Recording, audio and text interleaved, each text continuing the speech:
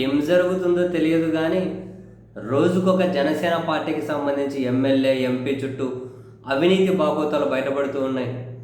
మొన్నటికి మొన్న తెలుగుదేశం పార్టీకి సంబంధించి మాజీ మినిస్టరు అండ్ మాజీ DCCB chairman Polavaram Janasena MLA సంవత్సరంలోనే 100 కోట్లు సంపాదించాడు అని వాళ్ళు మాట్లాడుకున్న ఆడియో హల్చల్ చేస్తే, నిన్న జనసేన ఎంపీ బాలశౌరి గారి వాళ్ళ పిఏ ఉద్యోగాలు ఇప్పిస్తాను అని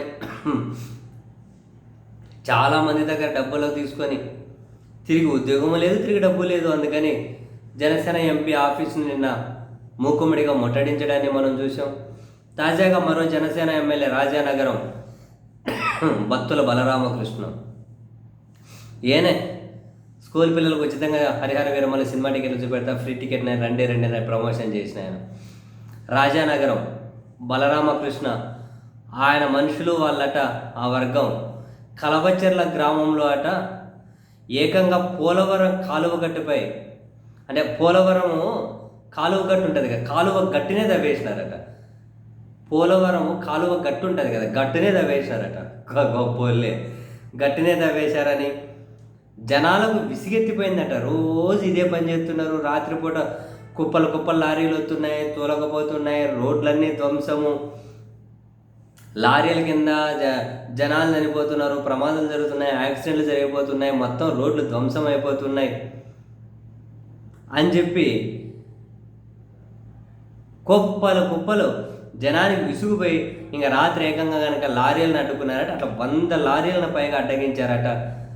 ఆ లారీలను అడ్డుకొని జనం తిరగబడేసరికి రాజానగరం ఎంఆర్ఓ మైన్స్ ఏడి వీళ్ళందరూ లారీలను సీజ్ చేశారట. ఓబులాపురం మైనింగ్ దీని మీద చాలా తక్కువేనని చెప్పి అంటూ ఉన్నారు. ఇసుక తవ్వకాలకైతే అడ్డు అదుపు లేక పులివాగు పోలవరం కుడికాలకైతే వేసి మట్టి ఎతకపోతున్నారట. మనం ఏం చెప్పాలి? ఇసుక గురించి మాట్లాడితే వామ్మో. చూడండి, అదేందో జనసేనకు సంబంధించినటువంటి రోజుకొక ఎమ్మెల్యే భాగవతం ఈ విధంగా బయటపడుతూ ఉందా? దీని వెనకలు ఇంకేమైనా కనుక తతంగం నడుస్తూ ఉందా? అవినీతి విచ్చలవిడిగా చేస్తున్నారు. జనసేన లేదా టీడీపీ లేదు, అందరూ ఇసుక మట్టి తవ్వుకున్నంత తవ్వి పడదొబ్బుతున్నారు. అని జనసేన వాళ్ళవి వరుస పెట్టి వస్తూ ఉన్నాయంటే సంథింగ్ ఫిష్ ఏమైనా ఉందా అని.